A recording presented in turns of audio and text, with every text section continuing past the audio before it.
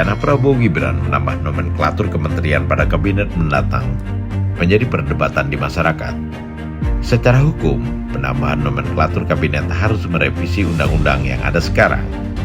Undang-Undang Nomor 39 Tahun 2008, Pasal 14, hanya memperbolehkan jumlah maksimal 34 kementerian dalam kabinet.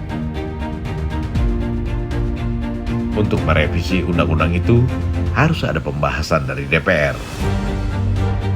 PDIP telah menyatakan menolak penambahan nomenklatur kabinet karena menganggap perubahan ini lebih pada akomodasi politik. Sementara Partai Gerindra menilai undang-undang bisa direvisi sesuai dengan tuntutan zaman dan kebutuhan pemerintah yang akan melaksanakan program-program unggulan yang sangat dibutuhkan masyarakat. Suasana kebatinan ketika undang-undang kementerian negara itu dibahas, itu bagian dari suatu representasi bagaimana negara menjalankan suatu fungsi-fungsi dasar di dalam melindungi segenap bangsa seluruh tumpah darah Indonesia, memajukan kesejahteraan umum, mencerdaskan kehidupan bangsa, dan juga fungsi yang sangat penting di dalam tata pergaulan dunia.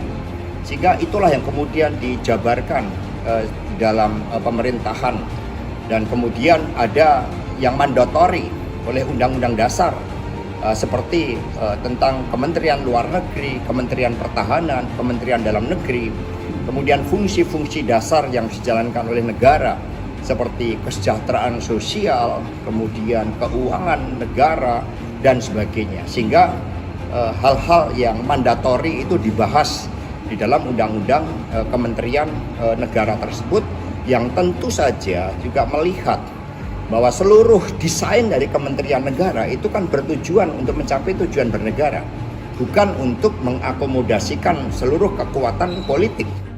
Undang-undang tentang kementerian itu kan di satu sisi membatasi bagi presiden terpilih. Sementara presiden terpilih dalam 5 tahun kepemimpinan yang akan datang punya tantangan dan punya policy yang berbeda.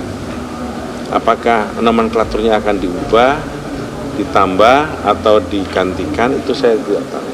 Tapi masalahnya nomenklatur dari pemerintahan itu selalu berbeda dan tantangan programnya juga berbeda. Itu yang menyebabkan saya kira hampir di setiap kementerian dulu dari Ibu Mega ke Pak SBY juga ada penambahan atau ada perubahan, dari Pak SBY ke Pak Jokowi juga ada perubahan, dan apakah dari Pak Jokowi ke Pak Prabowo juga ada perubahan, itu yang saya belum. Sementara itu, Wakil Presiden terpilih Gibran Rakebuming Raka menyatakan adanya rencana membentuk kementerian yang secara khusus menangani makan siang dan susu gratis untuk anak sekolah dan ibu hamil.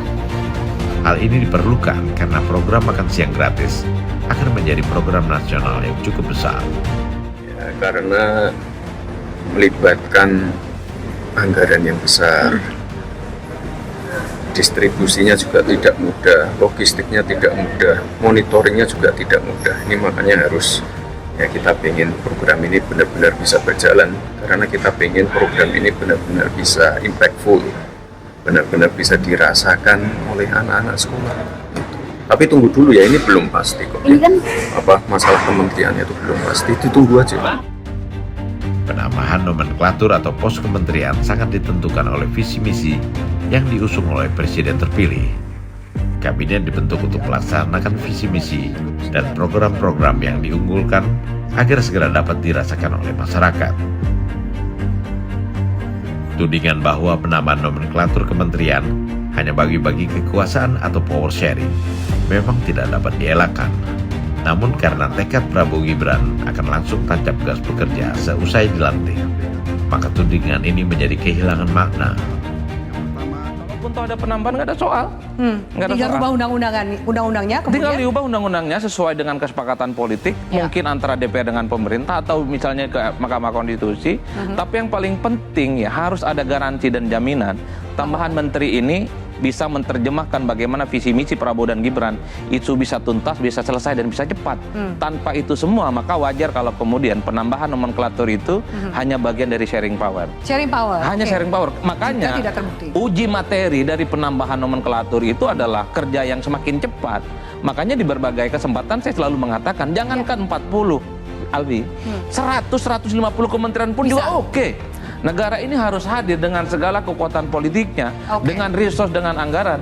Yang Oke. paling penting, begitu banyaknya menteri ini, dia bisa mampu membuat Indonesia ini terbebas dari kutukan middle income trap, Oke. ekonomi makin meroket, pendidikan juga semakin murah, dan seterusnya, dan seterusnya.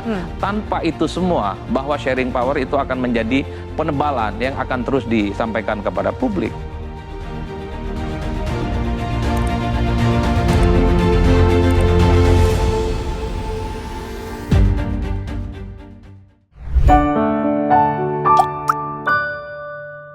Men of our time.